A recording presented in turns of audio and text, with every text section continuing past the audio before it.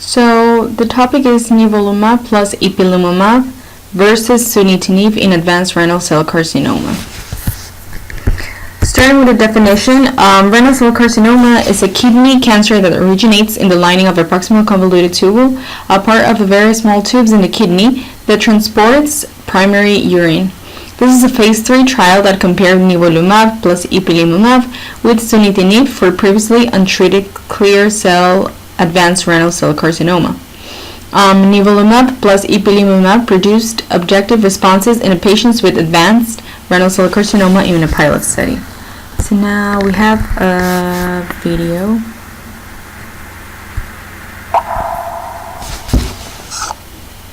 Renal cell carcinomas, or RCCs, are the most common type of malignant kidney cancer in adults, generally affecting older men.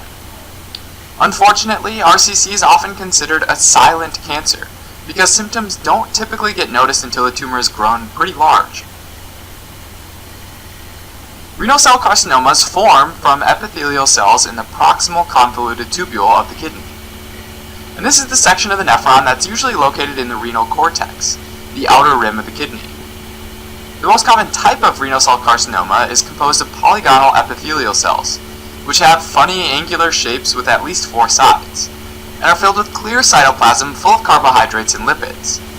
And it's those lipids that give the tumors their yellow color. At a genetic level, renal cell carcinomas have been linked to mutations on the short arm of chromosome 3, or 3p. An easy way to remember this is that RCC has 3 letters, and it's linked to chromosome 3. One of the main genes involved in renal cell carcinomas is the VHL gene, which codes for the von Hippel-Lindau tumor suppressor protein, or PVHL, which is normally expressed in all tissues. Mutations in PVHL can allow IGF-1, the type 1 insulin-like growth factor, pathway to go into overdrive. And this does 2 things. First, there's dysregulated cell growth, and second, it upregulates specific transcription factors called hypoxia-inducible factors, which in turn generate more vascular endothelial growth factor, or VEGF, as well as VEGF receptor, leading to growth of new blood vessels, or angiogenesis. Dysregulated cellular growth and angiogenesis are a recipe for tumor formation. Renal cell carcinomas can arise sporadically, or they can be part of an inherited syndrome. Sporadic tumors are usually solitary tumors in the upper pole of the kidney, and most often happen among older men that smoke cigarettes. Inherited syndromes, like von Hippel-Lindau disease, can also give rise to renal cell carcinomas. In this situation, the tumors typically affect younger men and women, and often involve both kidneys. Von Hippel-Lindau disease is a rare autosomal dominant disorder, characterized by a mutation in a tumor suppressor gene, which leads to the formation of cysts and benign tumors in various parts of the body, like the eye and central nervous system. The number 1 cause of death in patients with von Hippel-Lindau disease, though, is the development of renal cell carcinomas. Individuals with renal cell carcinoma typically have one or more of the following symptoms: hematuria, or red blood cells in the urine, which is most common, a palpable mass in the abdomen or lower back, and pain in the flank or near the hip bone. Since the cancer causes a state of chronic inflammation, other classic symptoms include fever and weight loss. Renal cell carcinoma is also frequently responsible for causing various paraneoplastic syndromes, which is where the tumor cells generate a hormone that causes its own set of symptoms. For example, these tumors can release the hormone erythropoietin, which increases the production of new red blood cells. And this can lead to polycythemia, or too many red blood cells, which can cause the blood to start sludging or slowing down its normal flow. Another paraneoplastic syndrome involves the release of renin, a hormone that's part of the renin-angiotensin-aldosterone system, and is involved in raising blood pressure. Some other hormones that renal cell carcinomas are known for releasing include parathyroid hormone-related peptide, or PTHrP, which causes hypercalcemia, and adrenocorticotropic hormone, or ACTH, which increases release of the stress hormone cortisol and can lead to Cushing's syndrome. Finally, in rare cases, a large renal cell carcinoma affecting the left kidney can butt up against the left renal vein and impede normal venous drainage of the left testes. This leads to dilation of the testicular veins and formation of a varicocele. Since the right testicular vein drains directly into the inferior vena cava, a blockage of the right renal vein by a large tumor does not have the same effect. An especially dangerous progression of a renal cell carcinoma is its ability to invade the renal vein, where it literally grows within the vein, eventually reaching the inferior vena cava. This dramatically increases the risk of cancer spreading through the bloodstream, with the most likely targets being the lungs, since that's the first capillary bed that the tumor cells would reach if they broke free of the growing mass. But also the bones, because the tumor cells have an affinity for that tissue. To determine the risk of renal cell carcinomas, each one's individually staged by the TNM system. T indicates the size of the tumor and whether or not it's grown into nearby areas, for example the renal vein. N describes the degree to which the cancer spread to retroperitoneal lymph nodes. And finally, M indicates the degree to which the cancer spread to other sites, or metastasized.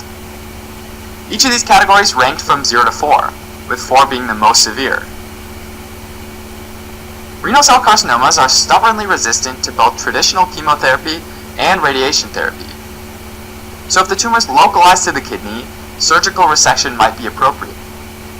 In addition, renal cell carcinomas sometimes regress when they're attacked by the immune system, and are sensitive to immunomodulatory agents like certain chemokines and monoclonal antibodies. Molecular targeted therapies specifically aimed at inhibiting the VEGF receptor are particularly effective because it reduces tumor vascularization, thereby cutting off the blood supply and killing the tumor. Alright, as a quick recap, renal cell carcinomas form from the epithelial cells in the proximal convoluted tubule of the kidney. These tumors can arise sporadically or as part of a genetic condition like von Hippel-Lindau disease. Renal cell carcinomas can be tricky to treat because they're resistant to traditional chemotherapy and radiation therapy, and they're known to cause paraneoplastic syndromes. Thanks for watching. You can help support us by donating on Patreon, subscribing to our channel, or telling your friends about us on social media. So now, about the applications in medicine, the Food and Drug Administration granted approvals to Nivolumab and ipilimumab in combination for the treatment of intermediate or poor risk, previously untreated advanced renal cell carcinoma. Subtinib is a targeted therapy and is a receptor protein tyrosine kinase inhibitor used for advanced renal cell carcinoma. Now we have a small video.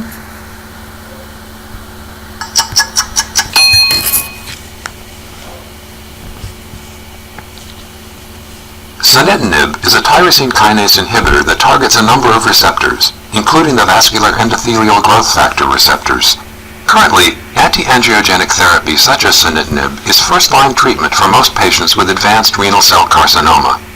But immune checkpoint inhibitors such as Nivolumab and ipilimumab have demonstrated significant efficacy in previously treated advanced renal cell carcinoma, raising the question of whether they can be used as first-line treatment. In the open-label international Phase 3 Checkmate 214 trial, 1,096 adults with treatment-naive advanced renal cell carcinoma were randomized to receive Nivolumab plus ipilimumab or Subtinib. The co-primary endpoints were overall survival, progression-free survival, and the independently assessed objective response rate in patients with intermediate or poor risk as determined by the International Metastatic RCC Database Consortium prognostic score. Among 847 patients with intermediate or poor risk and a median follow-up of 25.2 months, those randomized to Nivolumab plus ipilimumab had significantly improved overall survival, 75% versus 60% for Subtinib at 18 months, and a significantly improved objective response rate, 42% versus 27%. Progression-free survival was not significantly different between the groups because it did not meet the pre-specified threshold for multiplicity testing. Grade 3 or 4 treatment-related adverse events occurred less frequently with Nivolumab plus ipilimumab than with Subtinib, 46% versus 63%. But more patients discontinued Nivolumab plus ipilimumab due to adverse effects, 22% versus 12%. The authors conclude that in patients with intermediate and poor risk treatment-naive advanced renal cell carcinoma, overall survival and objective response rates were significantly better with Nivolumab plus ipilimumab than with Subtinib. Full trial results are available at nejm.org. Now going to the pros and the cons. The pros are that Nivolumab is approved for the treatment of advanced renal cell carcinoma after treatment with anti-angiogenic therapy.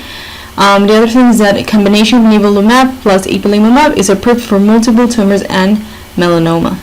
Now the cons is that ipilimumab as a monotherapy has a plan of toxic effects for this disease. Another thing is that using these targeted drugs, bleeding or heart attacks are the most common fatal adverse effects in this trial. Now we have a small video too. The newest, most exciting data comes from the Checkmate 214 study, which looked at the combination of PD-1 blockade with Nivolumab and CTLA-4 blockade with ipilimumab, which is FDA approved in melanoma. But this trial established its role in kidney cancer, particularly in the intermediate and poor risk population of patients based on clinical criteria. In that subgroup, folks who got the combination did better as far as response, had longer progression-free survival, significantly longer overall survival. There was a higher complete response rate. I think it was 9% complete responses to the combination. Very exciting data. The toxicity is an issue, obviously, with combinations, and it can be severe. There were more treatment-related deaths on the CTLA-4 PD-1 combination of ipi-nivo, but there was less actually grade 3 and 4 toxicity, although about 60% of the folks who got ipi-nivo required steroids. So you really have to educate your team and your patients about how to manage these side effects. They can be managed, but they pose a challenge. But the efficacy data is very exciting. We haven't seen anything like this for frontline treatment, and we're looking forward to its potential FDA approval early next year. So now talking about the issues of light in Ecuador. Worldwide, the incidence of renal cell carcinoma behaves heterogeneously. In Ecuador, we have a prevalence report of 9.66 in 5 years per 100,000 inhabitants in both genders, ranking 5th in the list of the cases of renal cell carcinoma. Now we have another video.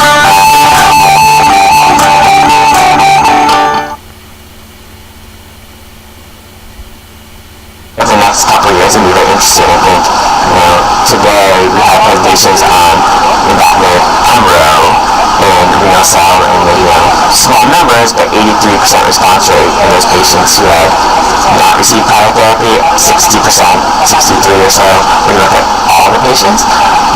So that's obviously intriguing. We had the presentation by Dr. earlier this year on Subtinib and Nivolumab, with also very impressive response rates. So I think the idea of combination therapy in renal-cell is clearly moving to the front line. Now, which combo that's going to be, I think, is up for debate. So we have ongoing trials, again, multiple trials, multiple combinations, and then, as we have Checkmate 214 presented, survival benefit to ipilimumab and Nivolumab in those poor risk to intermediate risk patients. So I think that could be, depending on what the data shows, managed survival benefit, that could really be a game changer and change the standard of care, which could really change our trial designs and thoughts going forward.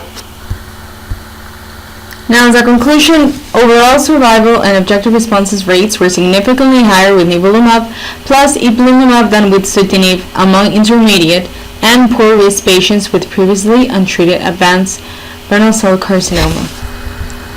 Thank you.